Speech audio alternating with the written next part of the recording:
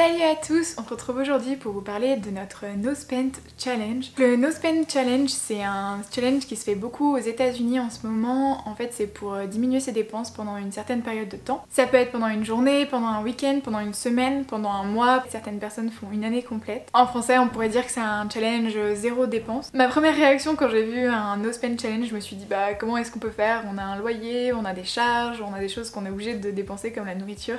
Bien sûr, ça prend pas en compte ces choses-là, mais le but c'est juste de diminuer le plus possible tous les achats un peu non nécessaires qui sont un peu en plus. Ça fait un moment que je le vois du coup sur les réseaux sociaux, sur YouTube en particulier, et ce début septembre a été un peu compliqué niveau financier, donc on s'est dit qu'on allait tenter le challenge. Donc on va pas seulement le tenter pour un mois ou 30 jours, on va le tenter pour 90 jours et on va vous emmener avec nous. Ça va être une série, il y aura cette vidéo qui est un peu le démarrage où je vais vous dire comment on commence le challenge.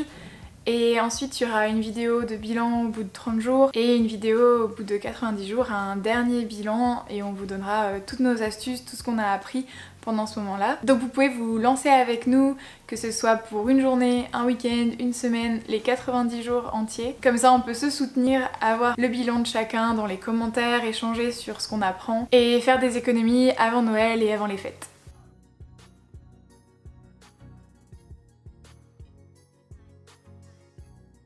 La première chose qu'on a faite avec Sébastien, c'est de s'asseoir, de regarder un peu nos dépenses qu'on a tous les mois, celles qu'on peut pas enlever, celles qu'on peut enlever, et comment on va pouvoir aborder le challenge. Donc il y a plusieurs façons d'aborder le challenge, vous avez plusieurs niveaux et c'est à vous de les choisir. Donc ça peut être juste arrêter des dépenses précises comme arrêter le shopping pour la maison ou arrêter d'acheter des vêtements pendant ce temps-là. Donc si vous êtes quelqu'un qui en achète beaucoup, vous suffisez de vos vêtements que vous avez pendant cette période de temps. Ça peut être aussi sur les courses par exemple, si vous faites ce challenge sur une semaine, ça peut être une semaine où vous faites pas de courses et vous videz un peu tout ce qu'il y a dans vos placards et que vous gardez, que vous oubliez.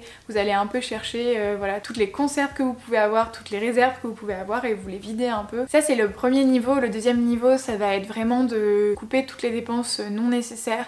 Donc ça peut être les restaurants, les cafés, les habits, les décos de la même manière, tout achat sur internet aussi, faites faire attention aux achats sur internet et vraiment se concentrer que sur le nécessaire et ce qu'il vous faut dans votre quotidien. Donc nous, comme on va le faire sur 90 jours, on a décidé de pas être trop restrictif.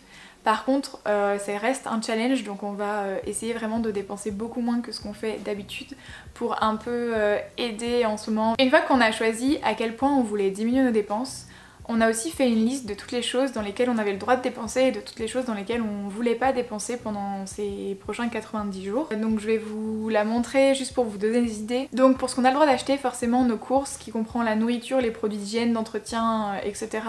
Basiques. De l'essence pour quand même pouvoir aller voir notre famille, nos amis. Mais on n'utilise vraiment pas notre voiture au quotidien, on marche, on va en tram toute la semaine, donc c'est vraiment plus pour le week-end pour pouvoir faire des choses quand même. Et donc notre budget essence est relativement réduit. Forcément on a aussi du coup une voiture, donc on a des dépenses dans de l'assurance et dans l'argent que nous coûte la voiture par mois. Dans les produits d'hygiène, on a un peu spécifié, donc les produits d'hygiène ce sera vraiment les choses basiques, le shampoing, le savon, le dentifrice, ou les produits pour faire nos propres dentifrices ou pour faire nos propres soins de beauté.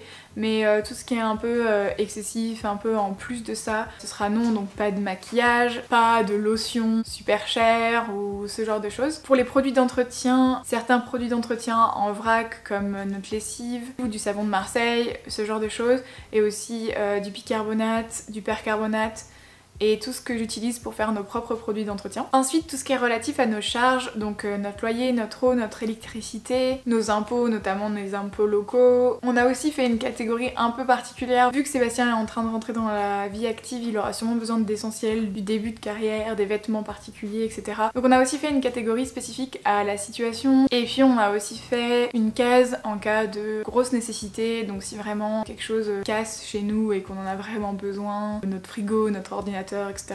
On espère que ça arrivera pas dans ces prochains 90 jours, mais au cas où, ça reste une dépense nécessaire. Elle rentrera dans les choses qu'on a le droit d'acheter. Par contre, pour ce qu'on va vraiment arrêter de faire, c'est acheter à emporter ou dans des restaurants.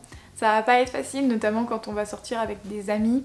mais on espère faire plutôt des soirées à la maison, inviter des amis chez nous ou aller dans des apparts ou même juste sortir au parc, profiter du dehors. Donc on va essayer de supprimer tout ce qui est sortie payante ou activité payante, on va essayer aussi de profiter plus du dehors. Dans la même veine, on va plus payer pour du sport, donc on va pas s'inscrire à des cours cette année, notamment parce qu'en plus je pars à Copenhague l'année prochaine et qu'on sait pas vraiment où Sébastien va être et ce qu'il va faire. On va pas s'inscrire à la salle de sport et on payera pas pour des sports à l'extérieur, on ira faire des sports qui sont gratuits, courir, marcher. On ira aussi peut-être à la piscine parce qu'on a déjà des places qu'on a déjà payées, mais on dépensera pas pour du sport dans ces 90 jours, surtout qu'on a aussi commencé un nouveau programme sportif qui dure 16 semaines, donc ça va à peu près correspondre. Dans ce qu'on va plus acheter, c'est un peu plus évident que dans ce genre de challenge on évite. Donc tout ce qui est shopping, achat de vêtements, achat pour la maison de déco, ou de tout ce qu'on peut acheter. Ce qu'on achète déjà plus beaucoup, mais bon, on en achète encore un peu de temps en temps et on fait attention. Souvent c'est des choses qu'on a vraiment envie, mais là vraiment ce sera plus rien du tout. Au moins pendant ces 90 jours, et si on a vraiment envie de quelque chose, ce sera plus tard. Et comme ça on aura le temps de réfléchir pour savoir si c'est vraiment quelque chose qu'on a besoin ou pas. On a aussi décidé que quand on allait voir notre famille ou nos amis, on allait plus prendre l'autoroute, donc ça nous prendra plus de temps, mais on économise énormément. La ligne Grenoble-Lyon coûte vraiment très cher par l'autoroute, donc on prendra pas l'autoroute sauf si on a des Blablacar avec nous, et donc on prendra soit notre voiture par les petites routes, soit le train, soit des Blablacar en tant que passager, soit des bus, etc. Mais plus d'autoroute en tant que conducteur. Pour les courses, on a décidé aussi de se concentrer sur des choses assez simples et basiques qu'on utilise vraiment au quotidien. Donc on a décidé de ne plus acheter des poudres ou des produits un peu sains mais qui sont pas vraiment nécessaires. Donc ça peut être des poudres ou des protéines ou des super aliments, un peu tout ce qui est dans la veine super aliments. Donc vous voyez typiquement le genre de produit que ça peut être. Donc toute la veine super aliments, on va pas en acheter pendant les 90 jours, on en a déjà encore à la maison comme du thé matcha, de la poudre de maca. C'est des choses qu'on a encore un peu, puis si on n'en a plus, on n'en rachètera pas pendant les 90 jours du challenge. Voilà la liste des choses qu'on a prévu de ne plus acheter pendant ces 90 jours. Ça va quand même être un challenge, on espère qu'on arrivera vraiment à le tenir. C'est aussi pour ça qu'on poste cette vidéo sur cette chaîne, pour nous rendre responsables de ce projet, de ce challenge, vous aider aussi avec des astuces, et puis qu'on puisse se soutenir tous ensemble s'il y en a d'autres qui le tentent. On a aussi mis en place d'autres règles qu'on a décidées ensemble, notamment on va se permettre une soirée par mois où on a un budget prévu de dépenses un peu moins nécessaires. Donc pour garder quand même des plaisirs, etc. Donc souvent on se fait une soirée de couple par mois que l'un organise pour l'autre. À ce moment-là, on aura le droit à un budget pour des choses non nécessaires. Donc ce sera sûrement le moment de faire des sorties payantes, d'acheter quelque chose à emporter ou de faire des sorties un peu plus particulières et un peu plus spéciales. Bien sûr, la règle pour nos courses, etc. c'est de rester zéro déchet et bio. On n'ira pas pour autant acheter dans des grandes surfaces, du top budget, etc.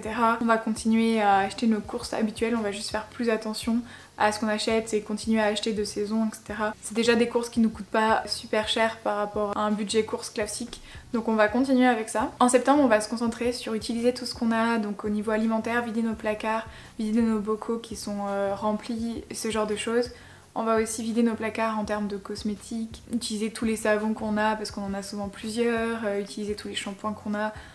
Bien sûr des shampoings zéro déchet, mais on en a plusieurs aussi pour pas avoir besoin d'en racheter au départ. Et enfin, la dernière règle qu'on s'est mis aussi, c'est de payer le plus possible en liquide et de retirer des sommes d'argent en avance, donc au début du mois, pour toutes les dépenses, et de se faire un budget type environ et de dépenser qu'avec l'argent qu'on a retiré en liquide. Donc voilà pour toutes les règles qu'on s'est fixées, toutes les choses qu'on a prévu de ne pas acheter. On reposte cette vidéo un mercredi, et si vous avez envie de nous joindre, attendez pas de commencer lundi ou le mois prochain, parce que ce sera pas début septembre, et nous on va commencer le 4 septembre, donc le mercredi 4 septembre, et on finira sûrement le 4 décembre. Donc attendez pas, commencez maintenant, faites-vous une liste de ce que vous avez envie de dépenser, faites-la à deux si vous êtes en couple, en famille aussi si vous êtes en famille, et juste commencez, essayez, choisissez une date limite, quelque chose qui vous donne envie, et puis ça pourra vous motiver aussi à économiser plus d'argent, à faire plus attention, et tout ça, ça rentre forcément dans une démarche minimaliste aussi. Donc voilà, j'espère que cette vidéo vous aura plu. On se retrouvera dans 30 jours pour faire le bilan de nos premiers 30 jours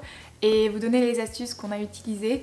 On pourra à nouveau échanger dans les commentaires sur ce que vous aurez vécu. Si vous l'avez déjà fait, vous pouvez aussi laisser des commentaires pour des astuces que nous on pourra utiliser dans ces 30 prochains jours. J'espère que cette vidéo vous aura plu. On se retrouve bientôt dans une nouvelle vidéo.